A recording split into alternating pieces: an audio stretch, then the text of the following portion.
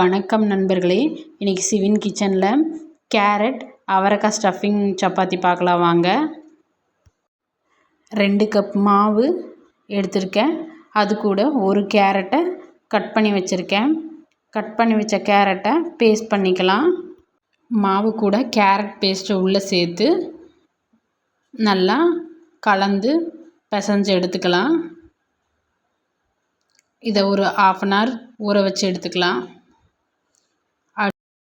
கொஞ்சமாக அவரைக்காய் எடுத்திருக்கேன். ஒரு கடாயில் எண்ணெய் சேர்த்து காஞ்சதும் கடுகு சேர்த்து பொரிஞ்சதும் கட் பண்ணி வச்சுருக்க வெங்காயத்தை உள்ளே சேர்த்துக்கலாம். வெங்காயத்தை ஒரு நிமிஷம் வதக்கிட்டு கரம் மசாலா, மஞ்சள் தூள், மிளகாய்த்தூள், பெப்பர் தூள் சேர்த்துக்கலாம்.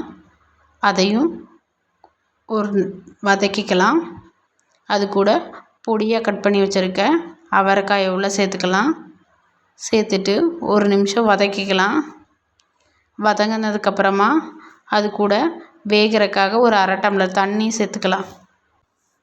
நல்லா வெந்ததுக்கப்புறமா எடுத்து தனியாக வச்சுக்கலாம். மாவுலேருந்து கொஞ்சமாக எடுத்து தேய்ச்சிக்கலாம். தேய்ச்சதுக்கப்புறம் அவரைக்காய் ஸ்டஃபிங்கை உள்ளே வச்சு மடிச்சுக்கலாம்.